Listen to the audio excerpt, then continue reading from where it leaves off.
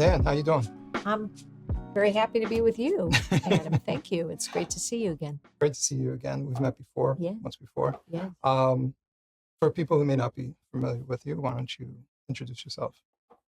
So I'm Nan Hayworth. I'm a board-certified ophthalmologist by profession. Grew up in the Chicago area as the daughter of two World War II veterans. My mother immigrated here from England after the war.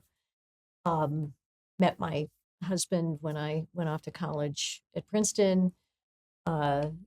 Became a physician, trained in New York City, practiced ophthalmology for about 15 years or so. I retired in 2005 and ultimately ended up in 2009 running for the House of Representatives to represent the Hudson Valley of New York, which is where we are now.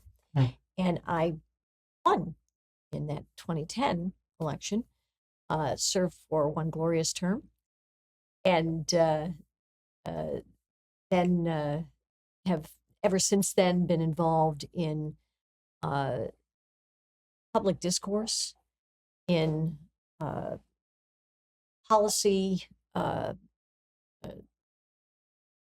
endeavors, serving on various boards, and speaking in various forms of media to try to promote the values that you and I share as Americans, the blessings, the unique blessings of living in a country that was designed to maximize human potential and human liberty. Privileged to be your friend and a great admirer of Adam Cole. Thank you. Likewise.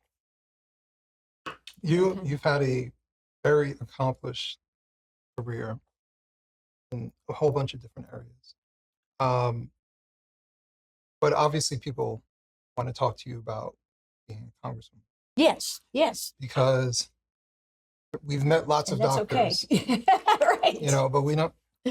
I always feel like DC has like a little bit of mystery. Mm-hmm. Like we always assume, we assert what we would do, and right. But yes. we have no idea what it's like to be in that position. Mm-hmm. Yeah. You've probably been asked this before, but what's like the number one thing that people misunderstand about being a member of Congress? That's a great question. I would say it's this. It's the assumption that your member of Congress or your senator or your elected official can bring about transformative change from, and I hate to use the term from the top down, because really the government exists to serve us. That's part of our challenge, of course, in American life, and it has been for at least a century. But failing to realize that we, the citizens, the voters, are responsible for making the kind of changes that we aspire to see. Can't be imposed. So that to me is the number one thing that perhaps folks don't appreciate as much as ideally they should. Actually, before we dive further into it, I wanted to give a special thanks to the bakery. Yes, the Beehive in Armonk. Thank you so much for the meal. Yes, they are. Val and Pete Gladys are amazing people and very welcoming, and they have a very dedicated clientele and always happy to make new friends, and the food is amazing. Absolutely. So far, so good. Yeah. I'm still digging away at it. Yes. I hope you love it. I think you will. So this sounds weird, but not weird for you because you've probably done this. I had breakfast with a lobbyist once. And it was very interesting talking to him because, one, he gave me a perspective that I never really thought about. I never thought about from the lobbyist perspective. Absolutely. And much like politicians, I have a general skepticism of politicians. Maybe that's a good thing. It is. But Definitely. it's not, I don't have the assertion that they're all bad or No. that they're all agree. malicious. Right. I think many of them have good intentions. Even Mhm. politicians I disagree with, I think many of them have good intentions. I agree. How they go about it is a different story. Right. And obviously there are ones who want to just be part of the show. They want to be on MSNBC, they want to be on CNN, Fox Right. News, or whatever. Right. They want their name out there. And to me, it's very evident because of how they behave. They put on a performance Mhm. because that person is completely different when they're on a podcast. Isn't that interesting? Very interesting. When the cameras are off versus when they're on. Right. Mhm. So, but talking to this lobbyist, what he basically was saying is like, listen, I'm a lobbyist for this cause. And so, for these different politicians, they're coming from different backgrounds. They might be doctors, lawyers, Mhm. might be businessmen. Right. They have no idea about the field that I'm in. Uh-huh. And I'm coming to them as a subject matter expert Exactly. to explain to them why you should care about this very thing. And so if I'm going to them as a subject matter expert, I'm actually valuable to them to at least understand what exactly is going on, because you have no idea. On top of that, he understands that being in that position in Congress or dealing with a senator is an overwhelming position, because it's not just me. There's 100 other lobbyists from 100 other, causes that are coming there to tell them why their cause is the number one thing that they should care about. And so, he kind of talked about how it's not uncommon to get the I don't want to say like the stump response, but like, oh, okay, we'll look into that. That kind of reply. Like he would say, I know when they're just like, all right, thanks so much for the information, but nothing's coming from this. And when they're serious about it, it's two different responses. And they're really engaged. Right. So Absolutely. I never really thought, because talking to him made me think about the lobbyist position, but also the congressman or congresswoman's position, where they have this staff that also filters like the garbage, and they have people running them down like, hey, check out this pamphlet one more time, blah, blah, blah, blah. Absolutely. And you're just bombarded with all these different causes, and you don't even know which one is the most important one. On top of that, you only have so much political capital. Well, that's right. So what am I going to use my political capital on? Because then you have to deal make, and so I think it is far more complicated than people realize. And I'm just on the outside. No, you're right. Yeah. And you're right. It's always, as always, perceptive of you. Thank you. So I can tell you from the member side, obviously. I have always, believe it or not, I've always defended lobbyists. Not the, and I don't mean the inappropriate seeking of or exertion of influence, like buying people, right? But in our Constitution, it is our constitutional right to petition our government. And that's what lobbyists do. They petition the government on behalf of interest groups. So I would speak with just about anybody who wanted to come and talk with me. Now, it's true. I was blessed to have a wonderful staff. And by the way, there's another aside about the way legislatures work. I presume, I know, I'm pretty sure it's the same at state government level, but your staff screens things. Right. And by the way, DC runs on staff. They don't just screen things, they accomplish things, they help cobble deals together when complex legislation is being created, particularly anything involving, which they all do pretty much, involve budgeting. Right. And I'd love to talk more about that because, one of our foundational problems is that government just does too much. We ask our government, we expect our government to do too much. And the founders and framers never envisioned that this would be a government that would provide goods and services to the American people. It's not the role. Starting in the 30s, it became the role, and that is our number one problem. But that's a pretty big topic that we can address either later or at another time. But in terms of lobbyists, I would learn from lobbyists. I would also ask them questions, and one of the funny things is they'll give you, you have, as you alluded to, Adam, you've got, 100 people coming at you a day. And at least, and from all walks of life. And when you're in your district, it's the same in that kind of intensity in a slightly different form. Mm-hmm.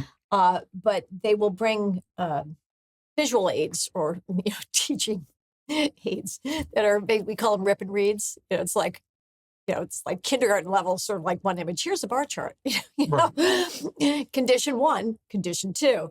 And one thing I would do with lobbyists was I would be pretty respectful but honest with them. Like I remember the wind industry folks came to see me one day, and they said, "You see, Congresswoman Hayworth," and they had a simple bar chart, 2 bars. That was it. Mm-hmm. Simple histogram. This tall bar. This is how we do when we have subsidies. He said, but this line, this is how the wind industry does when we don't have subsidies. So I said, gee, doesn't that, and they appreciated my candor because I was respecting their intelligence. So I was like, gee, doesn't that tell you something about the feasibility of your industry, the economic viability of what you're doing? They're like, well, yes, the Small Business Administration, lovely guy. And he's not a lobbyist per se, but people would come to tell you about what they do. And could have been a nicer fella. And I said, sir, with thanks for your service, I really don't think the Small Business Administration should even exist.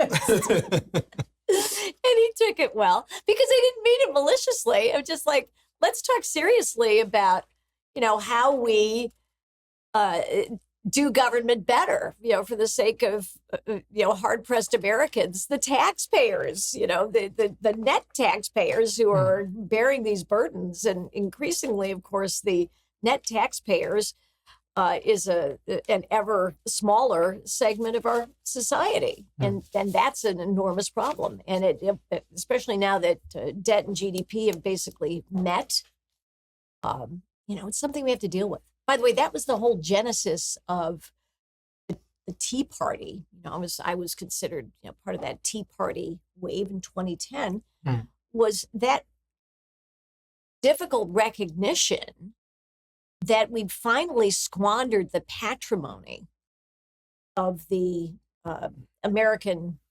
20th century, if you will. World War II ended.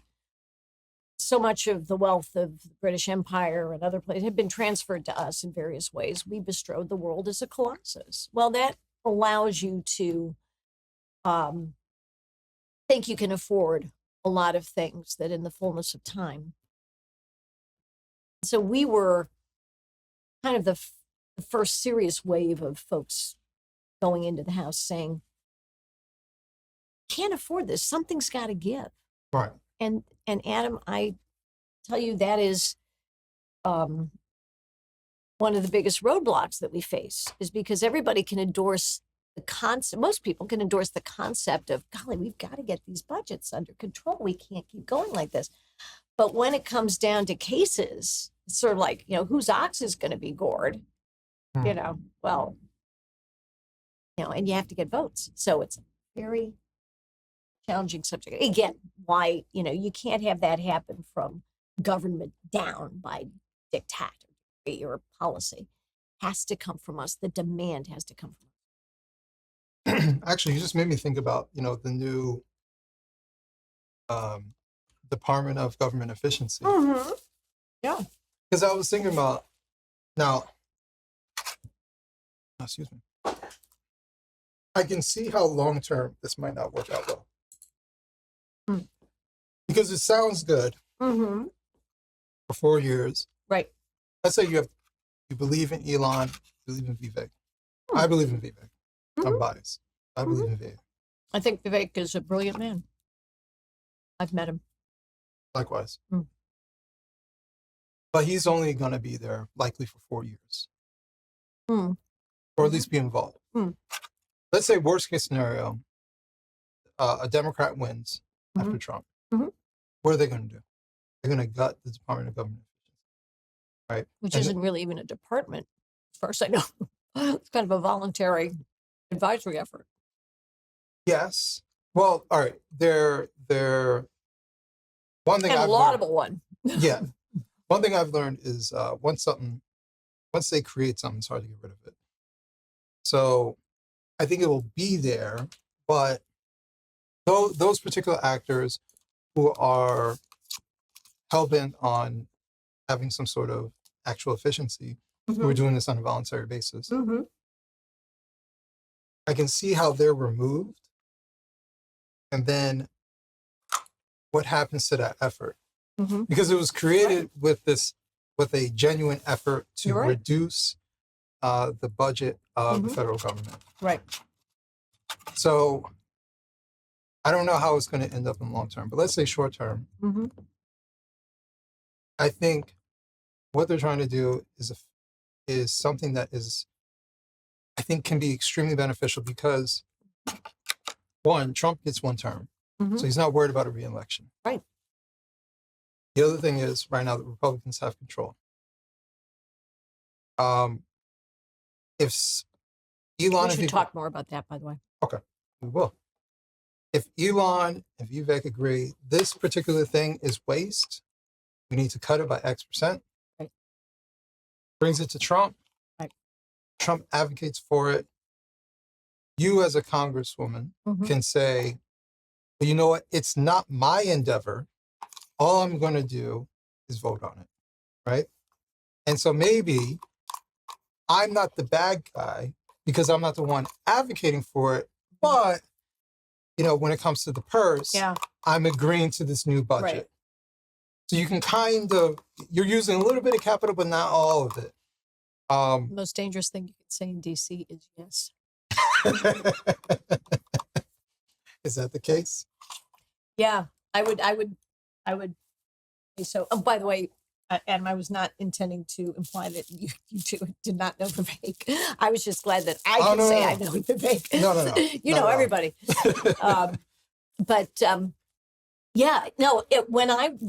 When we were elected, our wonderful 87 new Republican members to the House of Representatives in 2010, and what our predecessors who had been in the minority had done was deliberately, they had voted no on basically everything, which made things quite simple. It's like, because most of what government does is going to end up making somebody mad. It's just like, I didn't vote for that. It's like, don't blame me. Much easier than, well, yes, I did vote for that. And let me tell you why. And here's what, again, it all goes back to our citizens. Like people ask, what was the biggest lesson you learned? The biggest lesson I learned for myself as well. It's sort of like I have voted out of a state of ignorance in the past. Shame on me. I hadn't necessarily fully studied every issue. I mean, or every candidate, but I recognize that, and having had a very intimate experience with government now, and how it works and how it fails, is that our citizens, I was blessed to have a fine education in Munster, Indiana public schools in the 60s and 70s. And we had economics and civics as part of our curriculum. As far as I can tell, that's really no longer the case, broadly, at least in the United States. And we suffer for that. I mean, if people don't, and I would submit to you, give me that. You can see it most acutely, perhaps, in terms of what our Supreme Court justices do and how they opine. If you understand our Constitution and you understand the animating philosophy behind our Constitution, Mhm. which was incredibly thoroughly studied. History was studied. Um, Contemporary events were studied. Philosophy was studied by the framers. Um, and incidentally, they were not all practicing Christians. Some were deists. So we can talk all about Western philosophy, Judeo-Christian philosophy, and I think there's I do agree with Niall Ferguson among others that there is a demonstrable superiority to so-called Western values for specific reasons. They are very humane. Mhm. Um, but in any case, if you don't really understand that, and if you think, because that would be the entire thrust of American culture for a century, since the 1930s, since the Depression, since the Roosevelt administration, was to assume that the way we accomplish good is through government.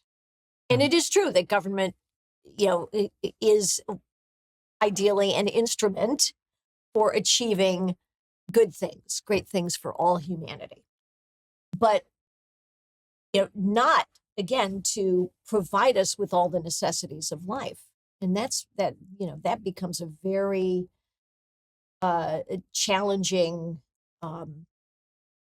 situation when the judiciary branch, for example, which was designed simply to, and it's very sophisticated and nuanced things sometimes, but to adjudicate based on the law, not on what you want the law to be, but what the law is. And that's really tough for activist judges. And justices. It's really tough for our more left-leaning justices on the Supreme Court. They want to right wrongs that they observe or wrongs that they conclude exist. And they want to write it through their decisions, but you can't necessarily do that. Right. But if you don't understand that, and you don't understand why, for example, as a citizen, why when we go back to voting yes on legislation that changes the way the government works or changes the way budgets are apportioned, if you can't step back and understand how your self-interest fits in with the healthy self-interest of everyone else in society, and you just think the government should be, the government, which is us, of course, it is we, or the government is we who pay for everything. But if you don't understand that, it's just going to be awfully tough, as you say, Adam, to achieve lasting change. Yeah. Because you're right, the pendulum's just going to swing back to who's promising me the most. That's what it's. I think one of the things I would love to see, and I talked about this when I was in Congress. I would love to see someone, ideally someone like the president, but our leaders, our representatives, our senators, have basically a chalk talk with people of America, with their constituents, in which they say, look, here's where we are today. Here are the problems that we can identify together. Mhm. Here's where we'd be in a better place. Here's where, broadly, a lot of folks feel we should end up. And again, as you say, Adam, a lot of folks have the same goals, but very different ways of imagining that we'll get there. Right? So if somebody could give us a 5-year or a 10-year plan or scheme or, trajectory, we could try abruptly to change everything. But, maybe that's like sort of jumping out of a 10-story window, or we could build ourselves a nice staircase in which we gradually make, deliberate changes, knowing that we're going to have some transformation. We're going to end up here and everybody's going to be better off. We're going to make everybody whole, but this is the way we're going to do it. We never hear anything like that. Yeah. So actually makes me want to ask you, as a Yes, sir. former member of Congress, do you think there should be term limits? I've always been agnostic on term limits, honestly. Adam, I mean, I think we do have them for the president, and I think that's right. Um, I I don't feel strongly about them for the Senate or the House. I wouldn't object to them if, that was always, it's like if the American public says they want term limits, I wouldn't object to them. But here's the thing.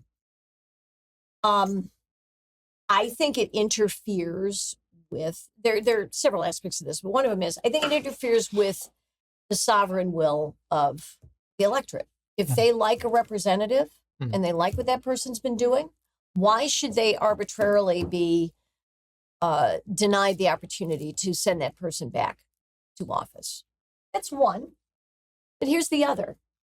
One of the main reasons we talk about term limits, maybe the main reason, is because, people perceive that government, that folks in elected office become entrenched and inherently self-serving, And I think it's up to representatives to prove that they're not, basically, to be transparent about what they're doing and why they're doing it. And how are they performing, right?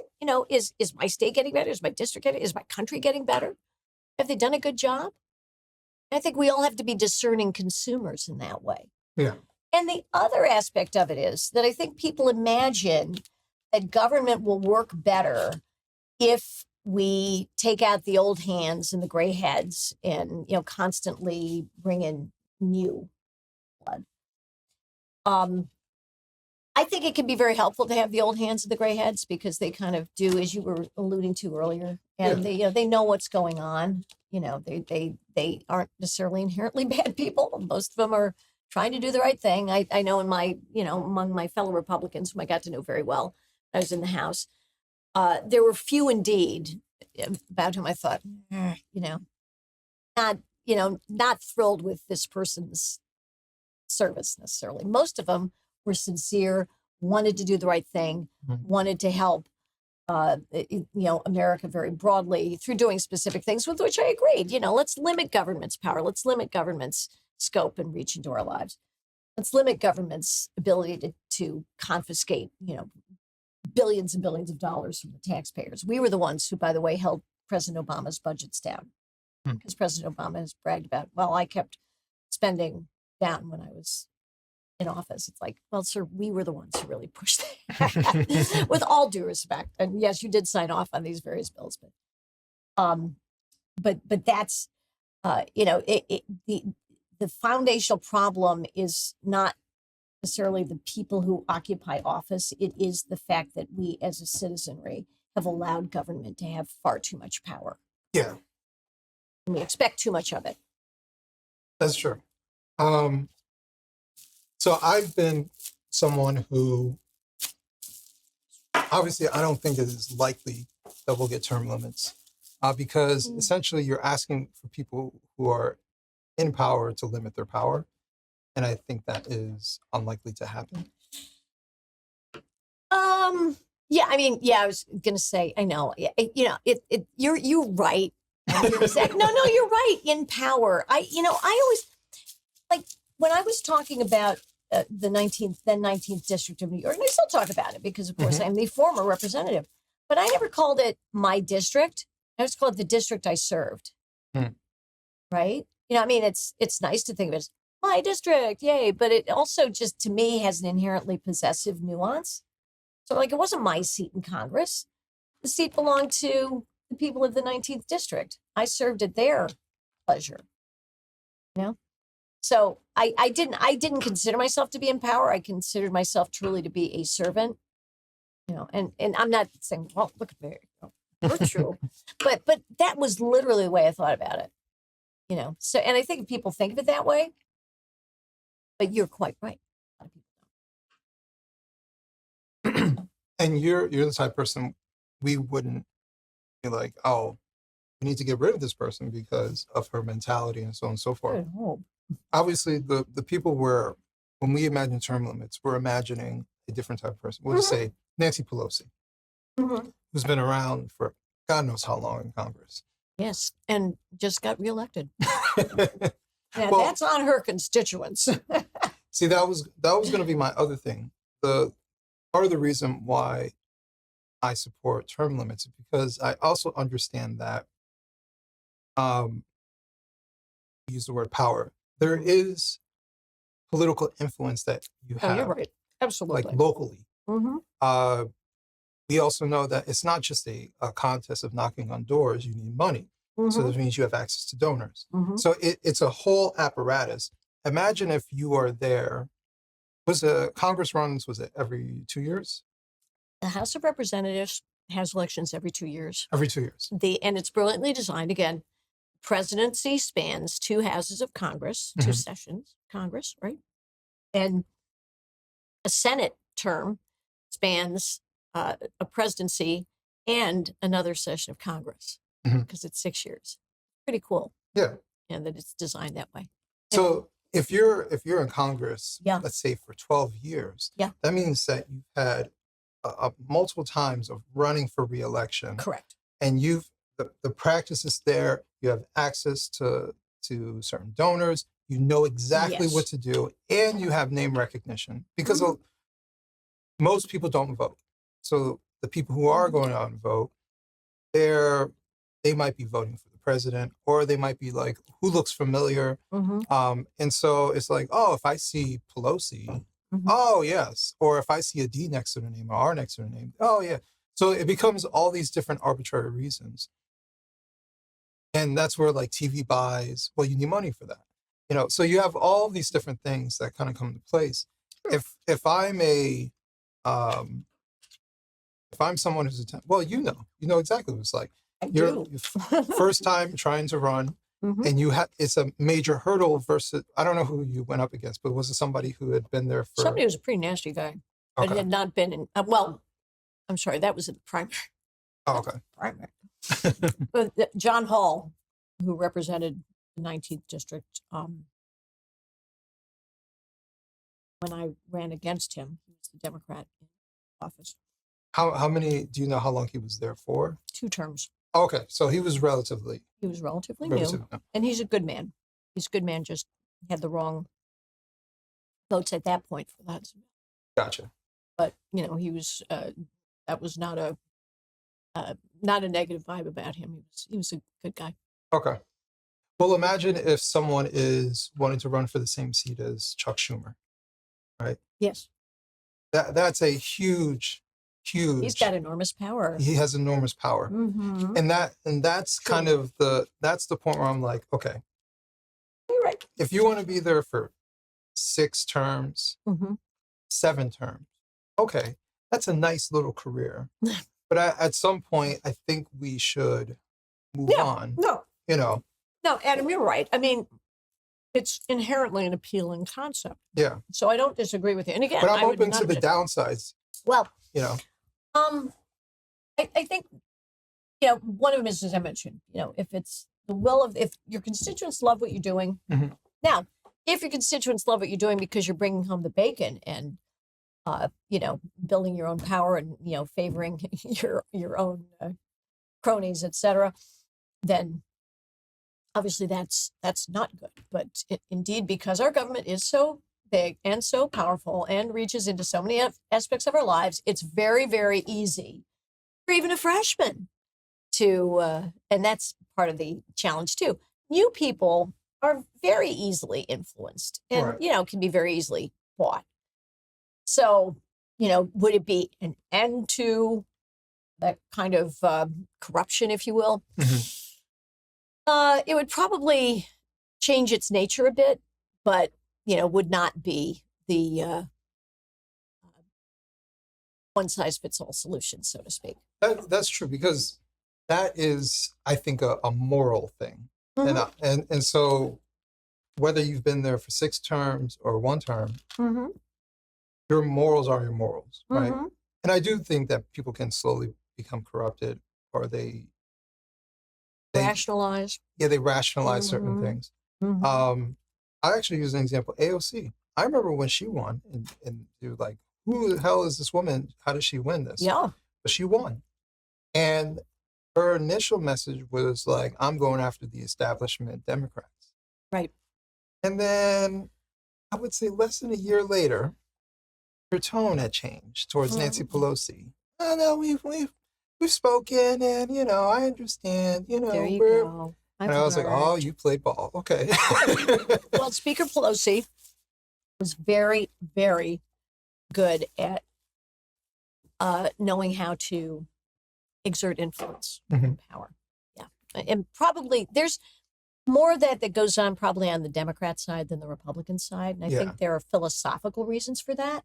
Because ultimately we want government to do less. We want there to be less money cycling around foundationally. I mean, you can argue, well, yeah, but you got big oil that, historically, like the Republicans, there's a lot of money slashing around there. And I'm not going to disagree about that, but generally speaking, we want to do things that ultimately will reduce our power because we're handing power back. We're decentralizing. We're handing power and resources back to the people.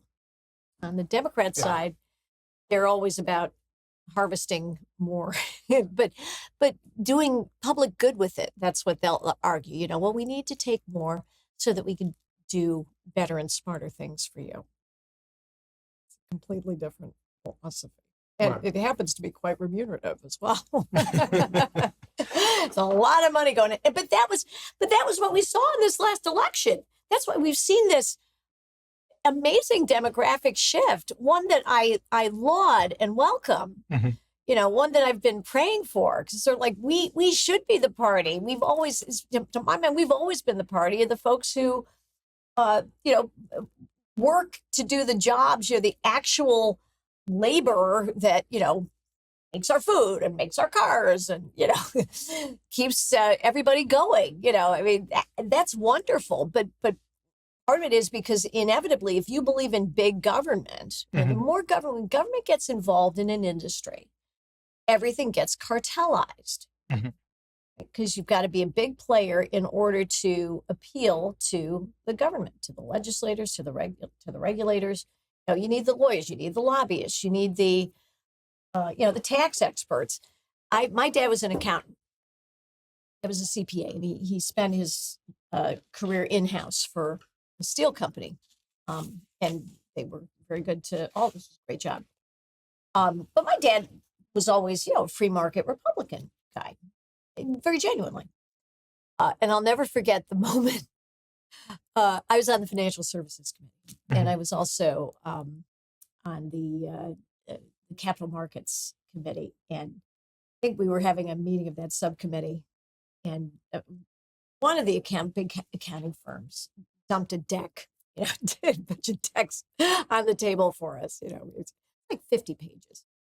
It was all about conflict minerals provisions in Dodd-Frank. I mean, it was enormous, Adam. It was just like, good golly. I mean, what they were expecting is basically end users, almost like consumers, to be on the hook for things that happen somewhere else in the world. It just becomes very tricky very quickly. Right. And I thought, wow. Yeah, I had this moment of revelation. I realized, but accountants love this stuff because, of course, they have to get involved in accounting for all this stuff at every phase of it. Right. Ka-ching! I'm like, accounting firms aren't small government types. They're actually big government types. I was like, oh, no. But it's true. I mean, the bigger government is, the more those with access will profit. The more big entities profit. That's what we're seeing. That's what we've seen. That's why people finally have risen up and say, no, we can't do this anymore. I sort of pay attention to UK politics. I do too. A bit. A bit. And what's very interesting is that I think the state of the UK is much worse than the United States. Sad. But I think it's worse because of how they're structured versus how we're structured. And I think culturally we are different. We're fundamentally different in how we approach things. But nevertheless, I see the UK's government doing something that just sounds completely irrational. And I realize the parts of the United States does this too, but we don't do it to the greatest effect. But we have been doing it. So like China, as an example, if you're someone who values America, if you're someone who values what we produce, uniqueness of America, and there are things that are unique about America. It's not just American, bigging ourselves up. There are things that are unique about the United States and our intellectual property. If you value those things, you would protect it. Who was I talking to? Someone was like, if you go to Japan, you don't see any American cars. Yeah. Why? You'll see some American badges, but yeah. It is hard pressed to find an American car. Yeah. Why is that the case? You go to China, same thing. Yeah, sure. You're hard pressed to find an American car. But in America, we have all of it here. So that means that we are not protecting ourselves from people from outside. We're allowing them free access to the American market. Right. For us to work in China, you know what we have to do? We have to play ball by China's rules. And they want to protect the stuff. We saw with the NBA. You say one bad thing about China or defend Hong Kong protesters, you're caught off. Entertainment, same thing. Right? You know, and while I don't necessarily agree with that, what I do see is that they understand and appreciate their market is powerful. Their market is valuable. Absolutely. And the United States doesn't treat its market like it's valuable. We are considered the richest nation in the world, which means we have value. We have buying power. Of course. So why aren't you protecting that? The reason we're the richest is a lot of it has to do with our willingness to engage in capitalism. But the other part is intellectual property. And you allow companies to send their intellectual property to China, where we have no control over if they just mass produce the schematics of a product. That, very, very challenging. And this is the part where I'm saying, if I was someone who valued the United States, if I was king of America, and I said, listen, I'd vote for you. First off, I wouldn't want that job. It's too much responsibility. So true. Yeah. But I would say, listen, I want to work. I'm a capitalist. I want to work with you. However, capitalism means that it works for both of us. Right. So what are you giving up? Because I'm giving up something to my market. And so there are limitations to where we will work together. I have a suggestion about that. Go ahead.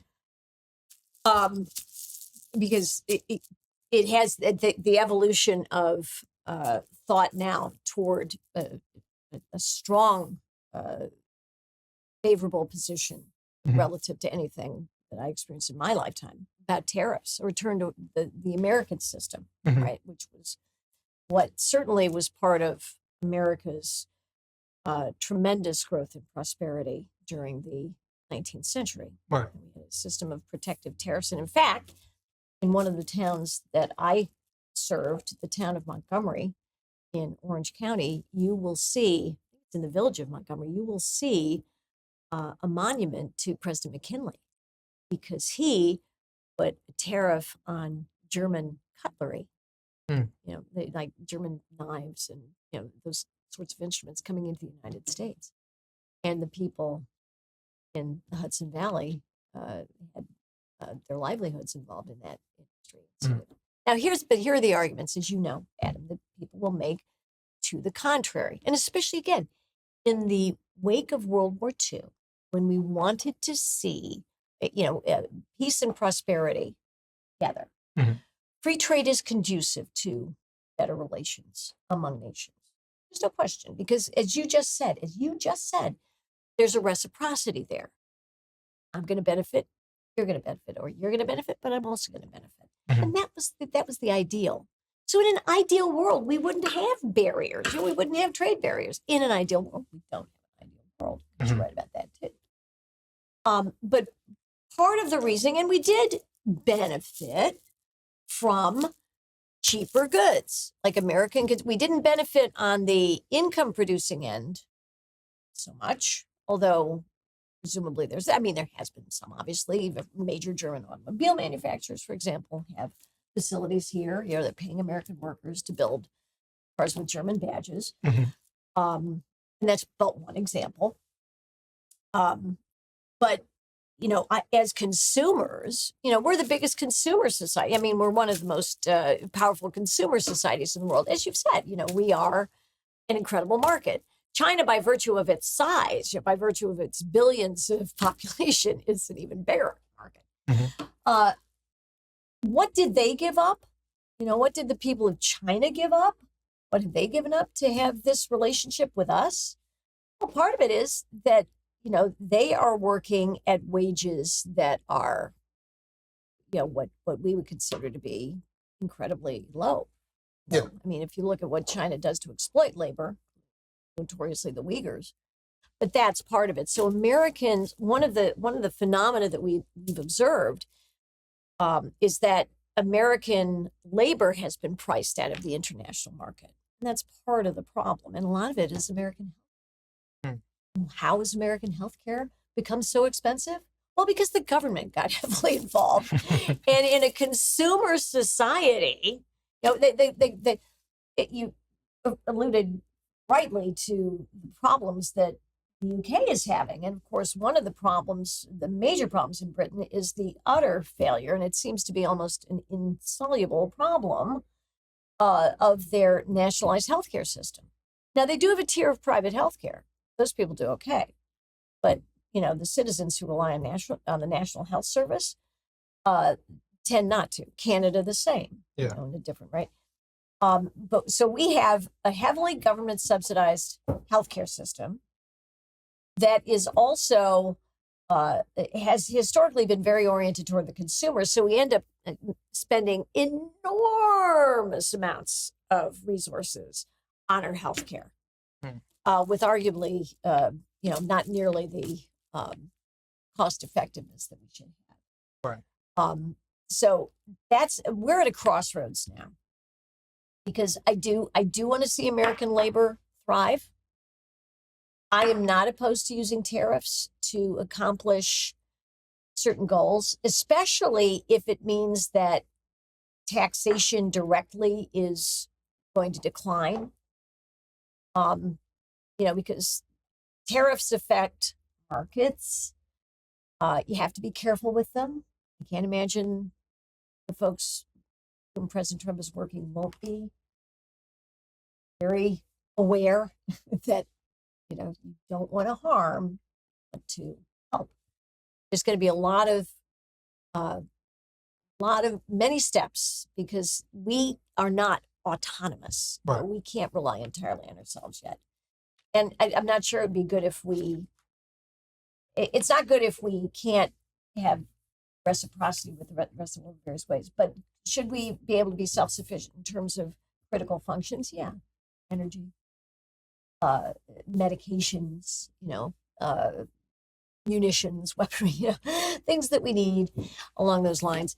So it's going to be fascinating to see how this plays out. But again, a more literate American people, and understanding the trade-offs and understanding history. How did we get here?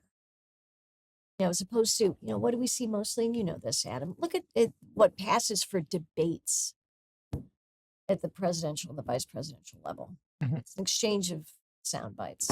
Right. It's like, what are we really doing here? I understand all the political implications of these things. But we really need to go back, again, long form.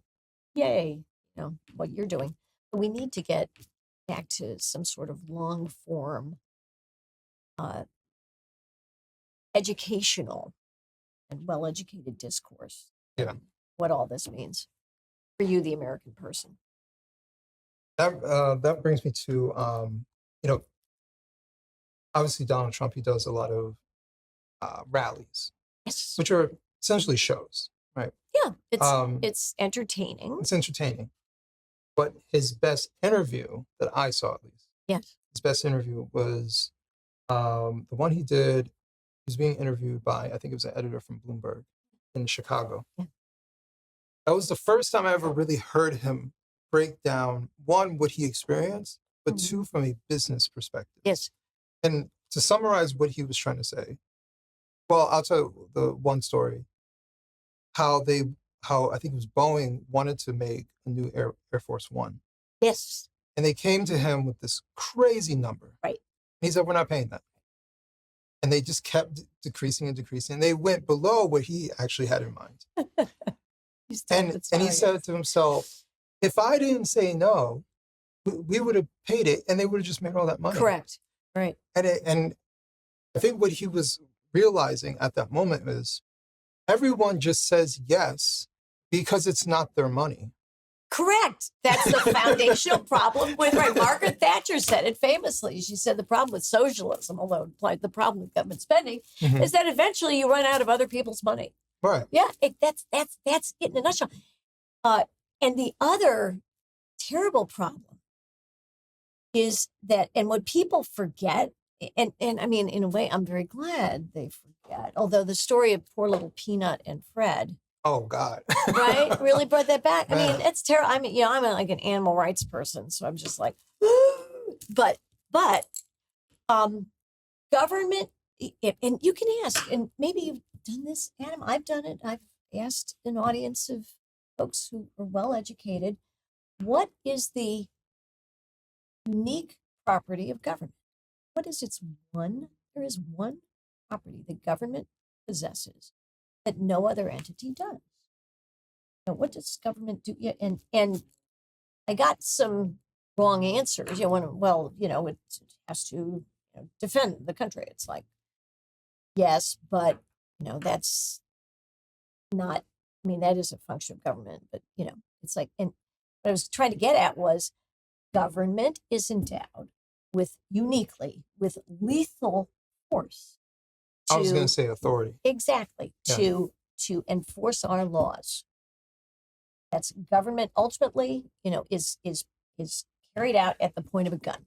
If we're lucky, we don't get to that point as citizens, but we know it can happen. That's what Peanut and Fred, that was the story. That was, I mean, aside from the fact that was just it's just incredibly sad, but it was also that message. It's like, even for something trivial. Yeah. If they want to get you,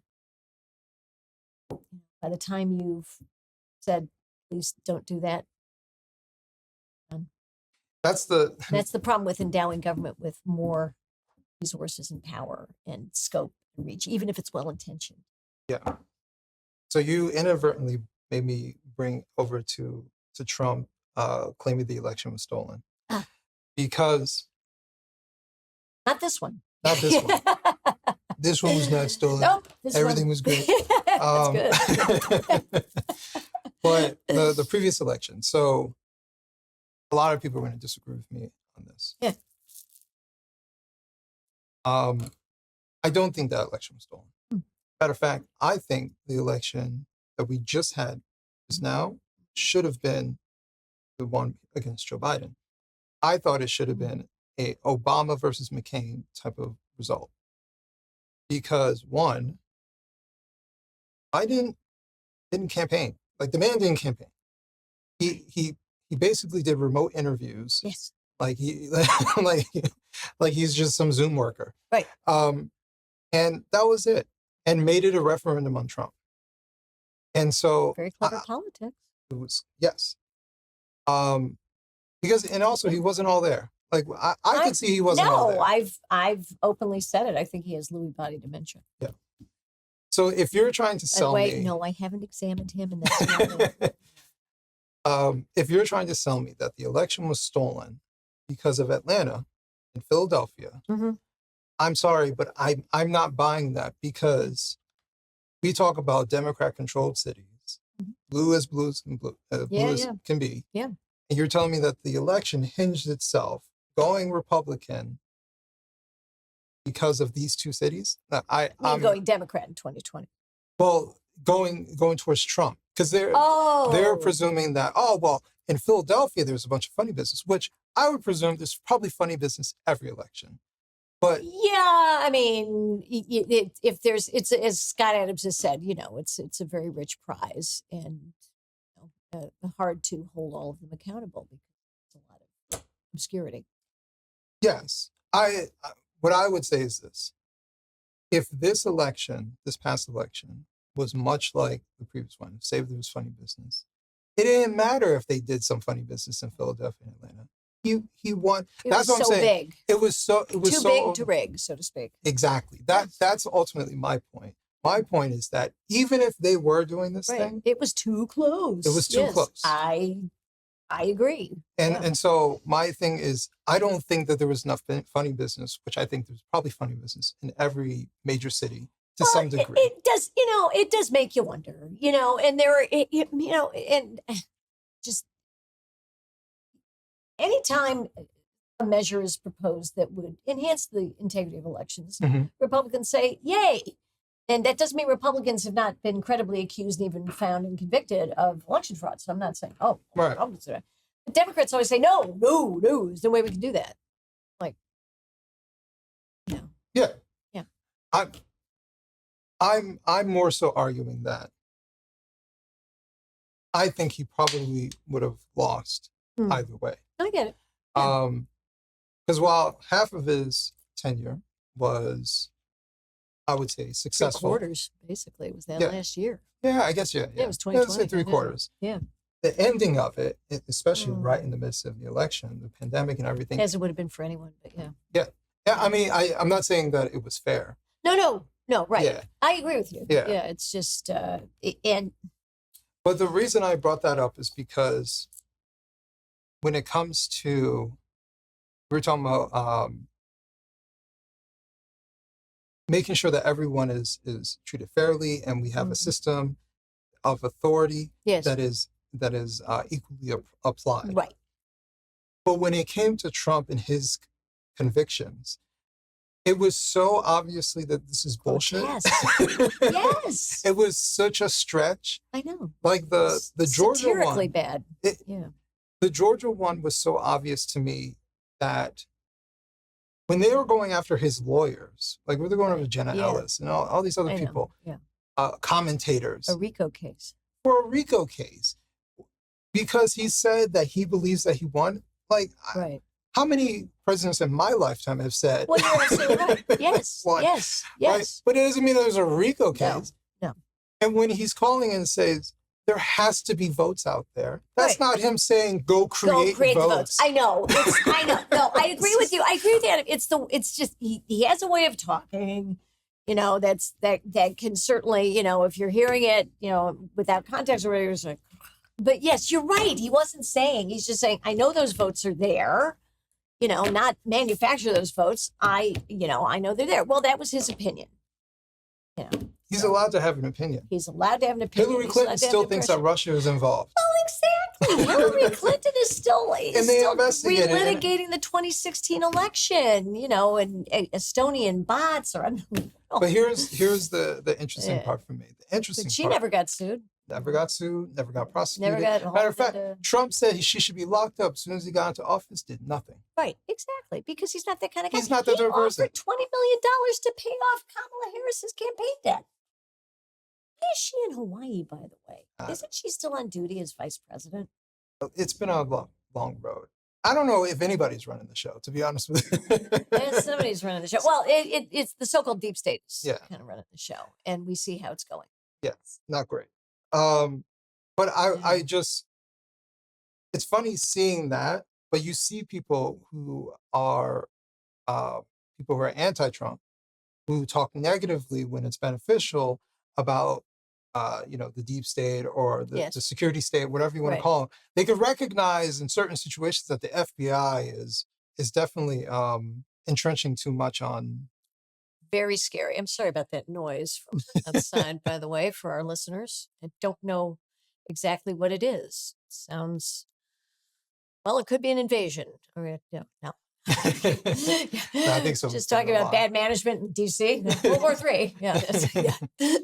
But I think that when it's convenient, people can recognize the person that they support. Right.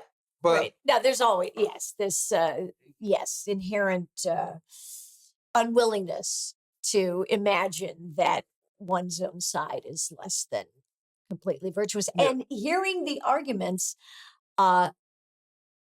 is fascinating, because especially when the folks on the left accuse the folks on the right of being fascists, That to me is like, you really can't tell what, it's like, a fascist president would not try to decentralize the power of the federal government. A fascist president would not try to transfer more power to you, the citizen.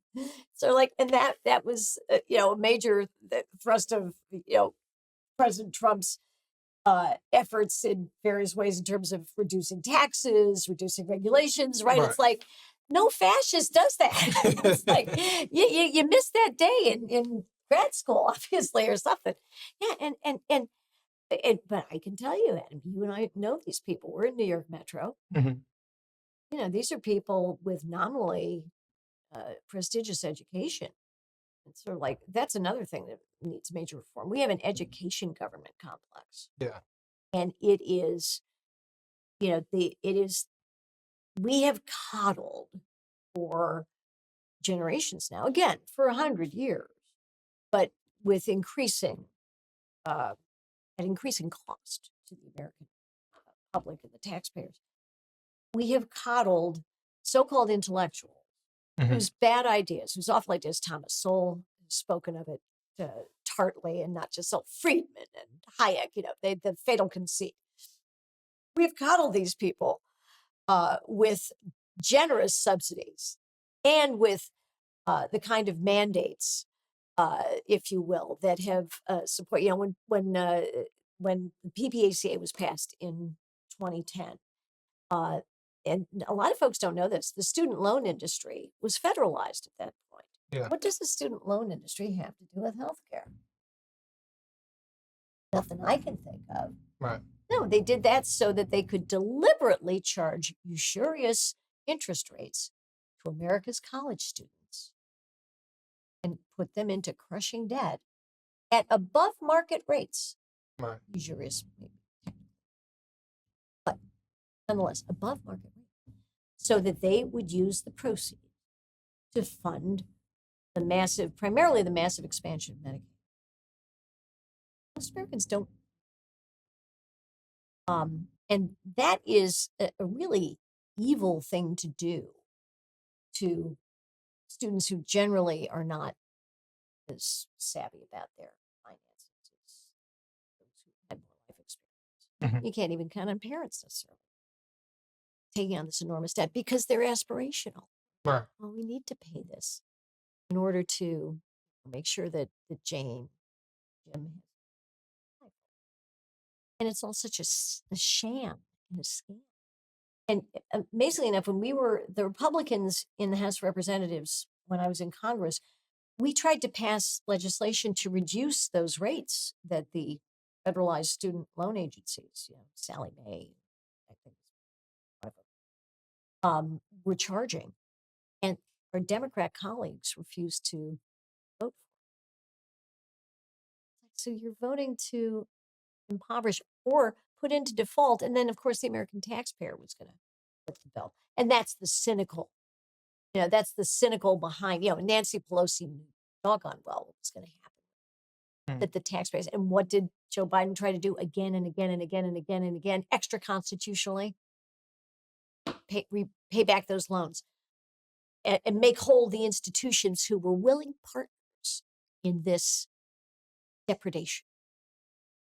You know what's very interesting? I did it was supposed to be for a piece for the New York Post, but it didn't work out. But I conducted like this mini, it's a very mini. It was like 6, 7 people that I talked to. Yeah. A focus group. Yeah, I guess so. Yeah. They were Black Americans in the state of Georgia. And so this was just before Biden had dropped out. Or I should say, Nancy Pelosi removed Joe Biden. Right. Basically, that's right. Was it pre-debate?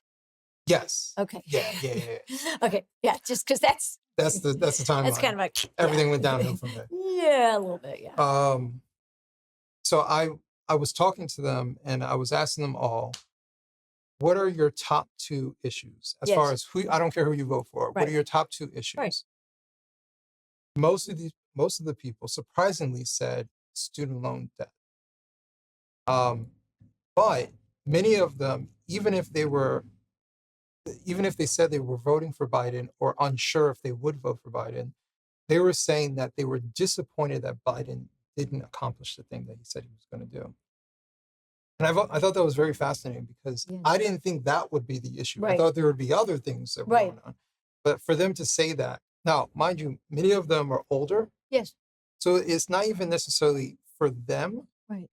but what they're recognizing as people who were college grads, who are in a profession where they're seeing younger people coming through who are riddled with that. It is something that for them, it's surrounding them. Right. And what I was thinking was this entire approach is student debt relief, basically putting the debt onto the American public. Absolutely. I People never went to college or paid their debts. right. How because there's So a wrong. fairness aspect to it. It's But so I also wrong. see it like, well, if you do, let's say you do it, right? They find some sort of way to do it. What is it to stop it from happening again 10 years from now? Right. Well, exactly. Nothing, Right. because you didn't Right. change this. You just wiped away the debt, but you Right. didn't change Well, that's right. You the didn't change system the that system. created it. Precisely. And you're absolutely right. Here's my feeling is this. I would pass a law that requires the institutions who colluded in this scheme. Mhm. I would require them to eat the debt. And if they go bankrupt, so be it. That's my feeling. It's like we've got about probably literally 80% more colleges than we need. Yeah, Seriously. we've overvalued. Absolutely. The Absolutely. paper means nothing. That's right. And I grew up, the neighborhood I grew up in, my dad had a white collar job. He was a CPA. He had his MBA. We had an engineer here. We had a mechanic here. We had a carpenter, an electrician, another accountant. It was a mix of different professions, trades and vocations and white collar guys with various degrees. And you know what? Everybody got along. Everybody respected each other. I was never told ever, oh, Uncle Lou across the street, he's just a carpenter. Never. Mhm. All honorable professions, all honorable ways of life that deserved the same respect and deserved this respect from our government as well. And it just it's made me sick forever that somehow, again, the education government complex was allowed to turn this. And I, excelled in my education thanks to wonderful teachers and mentors. And I did need to have that kind of background to do what I ended up doing. But most people don't. And it's a waste. And it's a waste on the taxpayers' dime and on the backs of these students. Total reforms. I've gotten to the point where it's like the government should not be funding any of these things. Yeah. Hillsdale College, I'm not paid by Hillsdale to plug them. I am a Hillsdale supporter. Hillsdale participates in no federal programs, like no government programs. And their tuition reflects what the actual market value of a college education should be. So it's a much more reasonable tuition and well worth it. It's a great place. Make every college and university adhere to that standard. Make them prove their worth in the marketplace. That I had a she's an ex-girlfriend for a reason. But I had an ex-girlfriend who, so mind you, I'm already working in IT.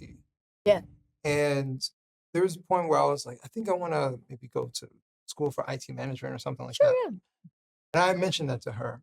Now I'm working full-time job, I'm doing well, and I'm on track. And she's like, I think you should go back to school. Now she was in school for something, but she was like, you should go back, not go back because I didn't graduate from college. She's like, you should go to college. Mhm. And I'm like, I'm not sure. Right. So she basically like pressured me into I did Southern New Hampshire online. Yeah. And so I'm like, okay, fine. So Right. I sign up, and I remember taking the first class, and I was like, what am I doing here? Right. I already know this stuff. Right. I was Yes. like, what am I have friends why like am I that. in this? Right. Right. And it was so What is the inherent value being provided to you? Zero. it felt so elementary. Like I put half of an effort into it, and I Right. could easily pass this. Right. So I'm like, okay. Eventually, I thought about this. I was like, what is the value of this? Like you said, there's probably 80% more schools than there used to be. So does that mean that there's 80% more high quality professors? Right, exactly. Are we No, reaping 80% more value from this? No. no. And not just, of course, and it's not faculty that's the major problem. It's administration. Yes. Because what do all these federal, all money comes with strings attached, right? Whether it's now, if it's in the marketplace and it's private money and it's money that people are putting at risk. And by the way, I have a great story about that from my time in government that I could share for 2 seconds. But it all comes with strings attached. So it's not, same with the CHIPS Act. Oh, the CHIPS Act, we're going to build semiconductors in the United States. It's a wonderful thing. Well, okay, but the money comes, not surprisingly, he who pays gets to decide.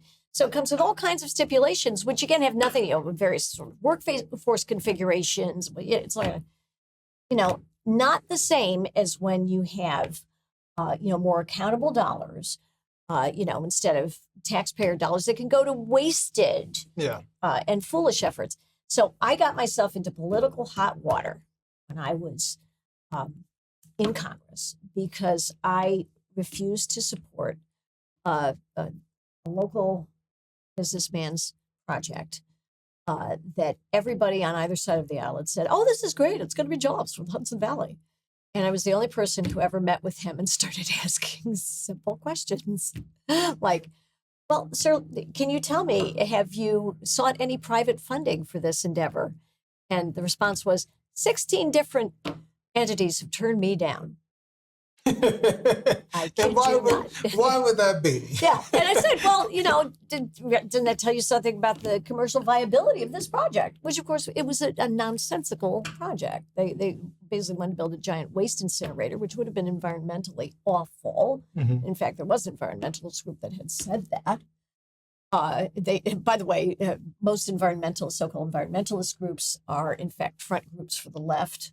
Not all of them, including Conserve America. I'm the chair of that board, but most of them are front groups for the left, exploiting people's genuine, heartfelt concerns about the environment for political purposes, sadly.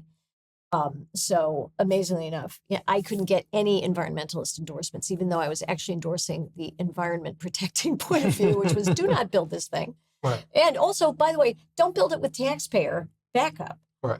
And it was amazing. It was such an inside view into how you, the taxpayer, are exploited. I call it distributed tyranny, basically.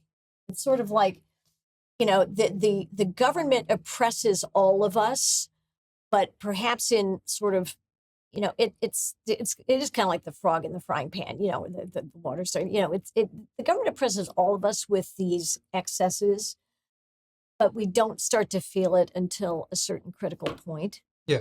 And it's so bad. But this guy made threats. This guy said, don't support my project, I'm not going to support you, apropos of the beginning of our conversation. Yeah. I said, sir, it's really not about whether or not you support me. How many people? Yeah. And I did. Why? Because I'm elected to serve the citizens of the Hudson Valley and the hardworking taxpayers of the Hudson Valley in the United States, quite honestly. And it's like, I'm not here to make sure I funnel money to you for your vanity project. Right. That is your dream. It's like, if it's your dream project, then sir, you can pay for it. Yeah. Don't support me, I won't support my project. I won't support Republicans. Sir, respectfully, it doesn't matter. I did go on to support my opponent, rather but I have no regrets, Adam. I would do it anyway. Yeah, because it's like, you did the right thing. I did endeavor, yes, to do the right thing. And it wasn't the only time that I turned people down. But it's amazing how many times. I guess it shouldn't be amazing. It's sad how many times you get asked. Yeah. One other thing, and we'll start to wrap up. I meant to bring up before the pursuit for EV cars. Yes. That, to me, I would say more of a reformed car guy. I used to modify, do all that stuff, but I like I cars. admire you. Thank you. I'm lucky I get to start with your wedding procedures. Oh, good. But so I pay attention to. I've been paying attention to cars for decades now. Yeah. And so I saw when the EV stuff was coming-ish. Yes. Right. Yeah. And I saw, okay, it's coming, Right. but it's not there. Right. And then what happened was they saw. I wouldn't even necessarily say Tesla, but I think Tesla was like the linchpin. But I would say they saw the viability of how it could be used daily. Okay, great. That means that it's come a long way. Right, a daily because driver. before it was like, the battery and it didn't last very long. It was and now for it's first like adopters. right, the first step. But now it's come to a point, okay, you could drive this car. Right. But then they said, well, that means that we must fund it. Oh, exactly. And I was like, no, do not fund Right. it. And then made it worse. And don't mandate it because once you, right? Thank you. Then they mandated it. Of course. Why would you do that? No. Oh, I think I know why. It's Well- called the 19 electoral votes in the state of Michigan. Dead serious, Adam. Yeah, it was all because notice that all these generous programs didn't apply. Maybe some applied in some way to Tesla, but Elon Musk was not the beneficiary of enormous amounts of government largesse. The big three were. Yeah. Yeah. And now Much they're more suffering. so. Of course. And indeed, auto workers, contra their UAW, auto workers, I think went pretty largely for President Trump. Yeah. Because and you and I are on the same page, I think.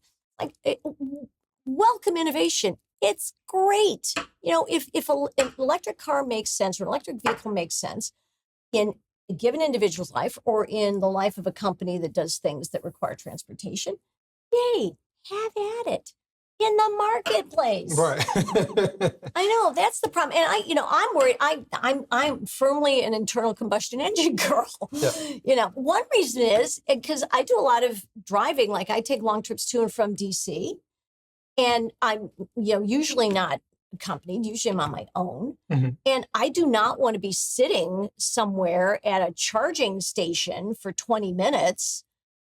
If it's dark out, silly, stupid stuff like that, but it can make a difference. But that's where, okay. I can fill up in 3 minutes and I'm gone. And you're gone. Yeah. That's, for me, it's when they use the government to force an outcome. Exactly. And I was like, no. It'd be one thing if I said, all right, fine. If you want to fund this thing that people are already using because you think the more funding, it could be somehow beneficial. We shouldn't do that. But let's just say if I was in I agreement understand. with If that. there were a better case scenario. Right. But for this particular thing, it wasn't there. It's still not the there. demand wasn't there. And then on top of that, I was just watching this thing. I think it was CNBC was talking about this. They under us, okay, because obviously this is new. So the vehicles you're buying are new. Yes. But eventually they become used. And so there is a used market. Yes. So what is your car now worth? Right. And it's worth nothing. Right. It's worth nothing on the resale market because that battery, if it goes, is about the same as the car It's itself. a car. And it was like, Not there's that, no. but good luck if you're anywhere that might flood with seawater. That's it. Oh, it's Insurance companies are now deciding to drop people. That's right. Yes. And it was just like this in the government. Unanticipated adverse consequences. Right.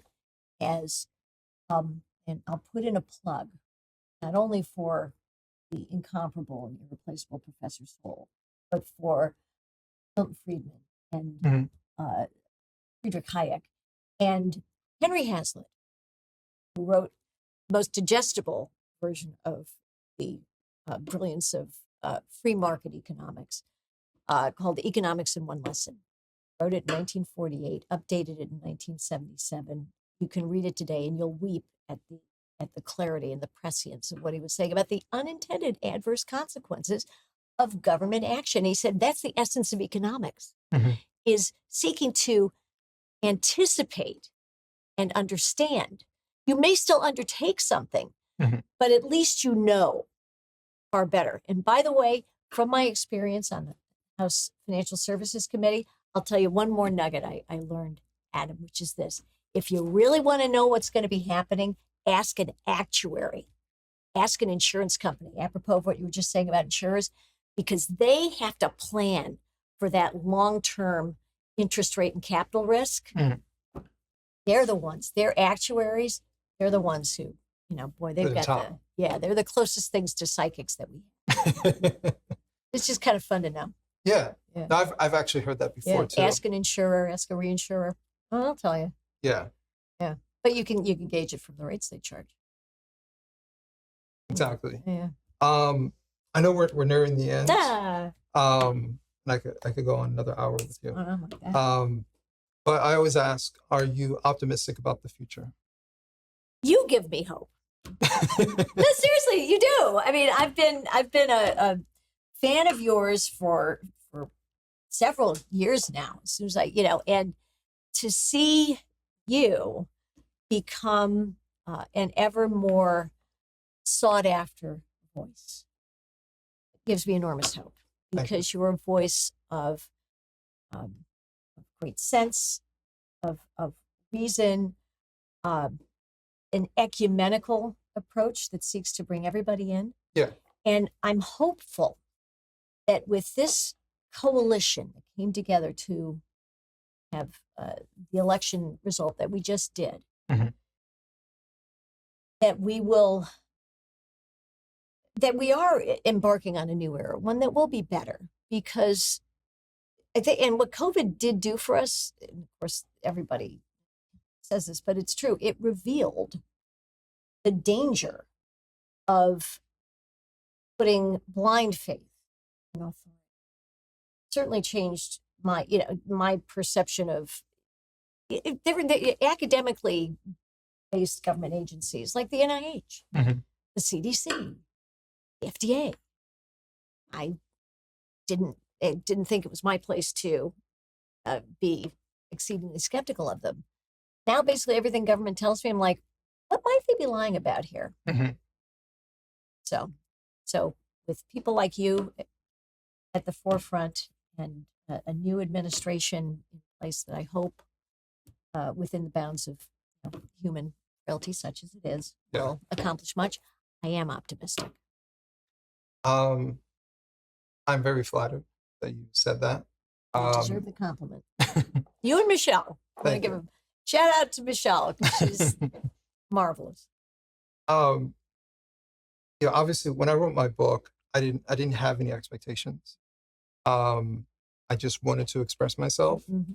But part of the reason why, when I did get opportunities to write for bigger publications, part of the reason why I did it was because I found myself looking at the people who were speaking for the people, and talking about topics that they believe that the American people are interested in a framing that they think that regular Americans think. And I was like, who are these people? Because these people sound like aliens to me. Yeah, absolutely.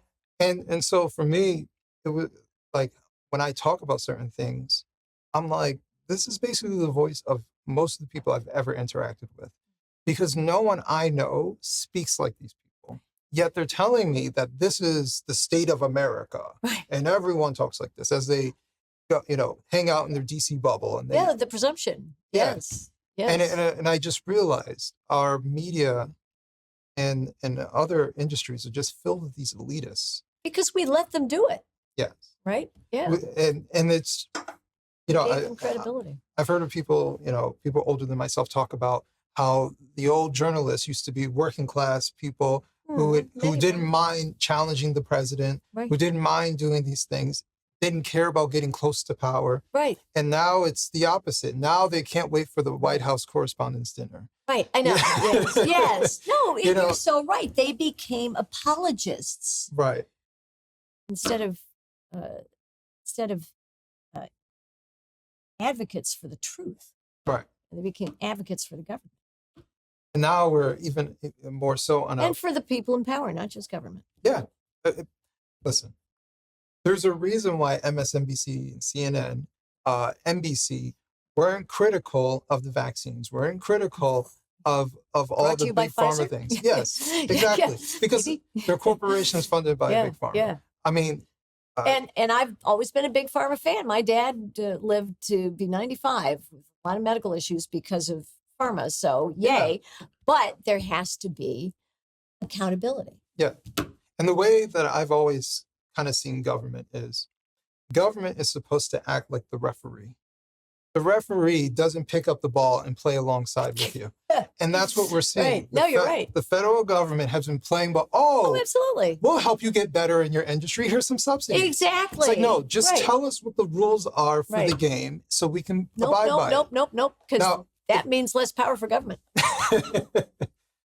And if anything, we're supposed to advocate for fairer rules for the referees to abide by. Of course. But not for But where's the fun in that for the ref? Adam? You see, and Right. that's the problem. Yes. No, but we for decades we could afford to be a very generous, very high spending society. Mhm. And it's fun while it lasts. But Maybe I'm putting a lot of hope into this. Maybe this administration, we talk about Doge, let's hope that Absolutely. this is the beginning of a trend to cut the pork, to get rid of all Absolutely. this other BS stuff that New we've been involved in. objectivity. And not to let the media, the elitist media, frame everything as they're trying to cut your Medicaid and Medicare. Absolutely. And I'll tell you the other, if I may offer. Yeah. This was a young electorate election. Hmm. It was the young electorate, that demographically turned out enough to put the side into office. I'm not even going to say into power. I mean, there is power, but it's the people's power. But put into office the side that says, we're going to transfer power back to you. Yeah. It's not like the old people sort of trying to, stem the tide of demand for more and more government. No, it was basically younger America, right? Gen X down. Boomers were the... Well, I try not to be a problematic boomer. But let's face it, Adam, boomers are the problem at this point. So shame on them. I hope they learned something from their younger counterparts. Yeah. But thank you so much for Thank you. inviting me here in this, Oh my good gosh. food. I'll finish this later. Company makes the meal, Adam, and it was great. Yes. But obviously we'll keep in touch.